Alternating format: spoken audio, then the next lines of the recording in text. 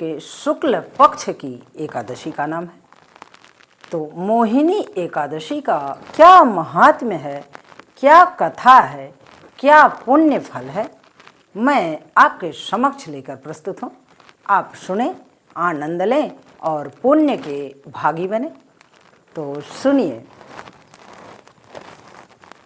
एक बार की बात है, भगवान कृष्ण से धर्मराज युधिष्ठिर कहते हैं कि मधुसूदन, कोई ऐसा व्रत, कोई ऐसा उपवास बताएं कि सभी पापों को नष्ट करने वाला हो, हर प्रकार से सुख सौभाग्य देने वाला हो, इस सांसारिक मोह जाल से मुक्त करने वाला हो।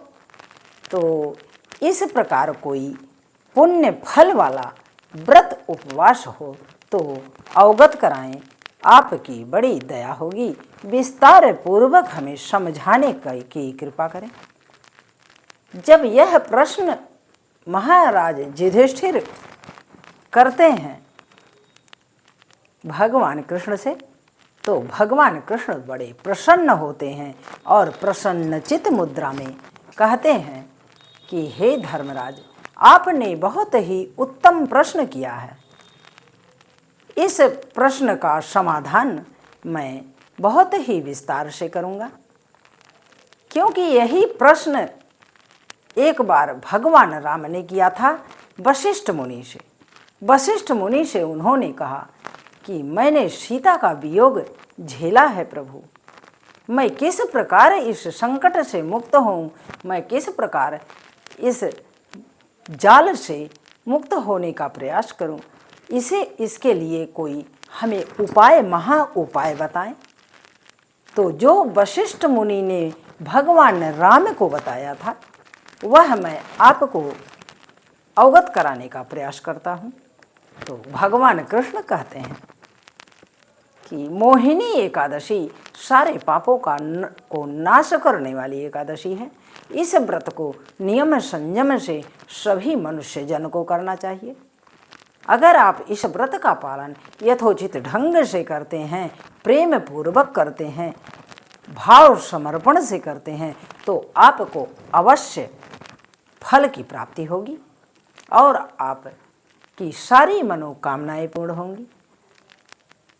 और इसमें सबसे विशेष बात है कि वैशाख मास के शुक्ल पक्ष की एकादशी जो है मोहिनी एकादशी, इसके लिए विशेष एक बहुत सुंदर कथा आती है। इस कथा में यह बताया गया है कि किस प्रकार भगवान विष्णु ने मुक्त किया था एक अपने भक्त को, एक पापात्मा को। तो कथा सुने, आनंद लें। तो सुनिए। भगवान कृष्ण कहते हैं कि एक बार की बात है, सरस्वती नदी के तट पर एक राजा, धर्मवती नाम की नगरी थी, जिसमें द्युतिमान नाम के राजा रहते थे। उस राजा के राज्य में बहुत ही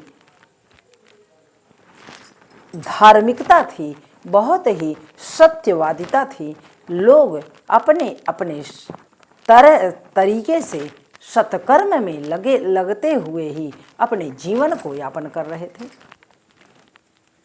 उनके राज्य में एक धनपाल नाम का वैश्य था।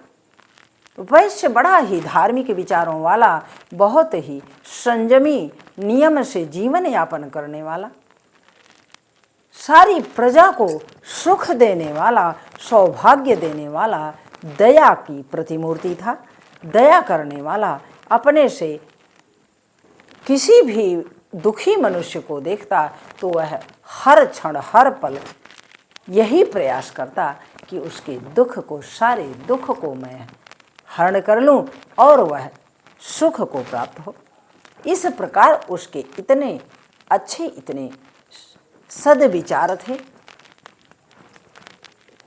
उसने अपने उस राज्य में जहाँ पर रहता था बहुत सारे भोजनालय बनवाए थे, बहुत सारी धर्मशालाएं बनवाया, कुआं, बावली, तालाब आदि का निर्माण कराया, सड़क के किनारे किनारे छायादार वृक्ष लगवाए, जिससे पथिक जन आराम की अनुभूति करें, छाया में विश्राम कर सकें। इस प्रकार वो दूसरों को सुख देने का हर क्षण हर पल प्रयास करता। अब इसी प्रकार से जीवन यापन कर रहा था और भगवान विष्णु की भक्ति करता, प्रभु का नाम जपता, श्री कृष्ण गोविंद हरे मुरारे, हे नाथ नारायण वासुदेवा। यही उसका जीवन था। किंतु समय बदलता है तो जीवन में कठिनाइयाँ अवश्य आती हैं। उसके 5 पुत्र थे। 5 पुत्रों में 4 पुत्र तो उसके धर्मनिष्ठ थे, कर्तव्य परायण थे, किंतु उसका छोटा पुत्र जो था वह बहुत ही पापात्मा निकल गया। हर प्रकार से दुष्कृत्यों का रास्ता अपना लिया उसने। जुआ खेलता, वेश्यागामी बन गया वो, और हर प्रकार से दूसरों का धन हड़पता, अपने पिता के सारे धन को वो जुआ और दुष्कर्मों में लगाता, वेश्यावृत्ति में लगाता। उसके पास कोई और कार्य नहीं था। दूसरों से छीनना, झपटना, दूसरों को दुख देना, यही उसका जीवन था। इस कार्य से वैश्य जो थे धनपाल बड़े दुखित थे। उन्होंने कहा, हे प्रभु, हे विष्णु भगवान, क्या आपने कर दिया? ऐसी संतति क्यों दे दी? ऐसी संतति से अच्छा वही था कि मुझे कोई संतति ही ना देते। ये क्या कर दिया है आपने? मुझे इतना संकट ये दे रहा है, मेरे हृदय में बहुत ही कष्ट है। किंतु सबको अपने अपने कर्मों का हिसाब चुकाना पड़ता है। कर्म से तो हम वंचित हो नहीं सकते, क्योंकि अगर हम सत्कर्म करते हैं तो उसका फल अवश्य हमें पुण्य के रूप में मिलता है। अगर हम दुष्कर्म करते हैं तो उसका फल हमें पाप के रूप में मिलता है।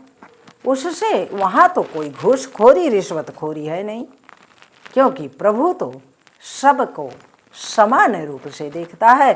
उसके सभी संतान हैं, उसके सभी बंदे हैं। यह हमें अवश्य ध्यान रखना चाहिए, आपको अवश्य ध्यान रखना चाहिए। तो इस प्रकार समय बीत रहा था। एक दिन की बात है कि उसके छोटे पुत्र जो पापाचारी था, उसका बहुत शिकायत आता। बहुत ही लोग शिकायत करते आकर के कि तुम्हारा पुत्र तो बहुत ही निर्लज्ज है, बहुत दुष्टात्मा है, हर प्रकार से सबको कष्ट देता है। एक बार उसने अपने, जब दिल में बहुत ही, हृदय में बहुत कष्ट हो गया, तो उसने अपने पुत्र को घर से निकाल दिया। कहा, जा तू जहाँ मन हो वहाँ जा, मेरे घर में तेरे लिए जगह नहीं है। क्योंकि इतने पापात्मा को संगति में कौन रहना चाहेगा? धर्मात्मा लोगों के लिए तो नरक से बढ़कर नरक भी कम पड़ जाए उससे, क्योंकि संगति का असर बहुत होता है। अब उस संगत में कोई रहना ही नहीं चाहता। वह घर से तो निकल गया, किंतु वही कार्य, वही प्रक्रिया जीवन की उसकी चल रही थी। पूरे राज्य में तहस नहस कर दिया था। कुछ लोग तो उसे छोड़ देते उसके पिता के नाम पर कि धनपाल का बेटा है, इसे एक बार क्षमा अवश्य करना चाहिए। जब इस प्रकार उसे 2-4 बार क्षमा कर दिया गया तो और उसका मन बढ़ गया। जब और मन बढ़ जाता है तो वह एक बार राजा ने उसे कारागार में डाल दिया। कारागार में डाल देते हैं कि अब यह कारागार में सड़ेगा तभी काम चलने वाला है, यह बहुत ही दुष्ट आत्मा है। जब कारागार में चला जाता है तो वहाँ पर बहुत ही शांत मन से चुपचाप रहता है।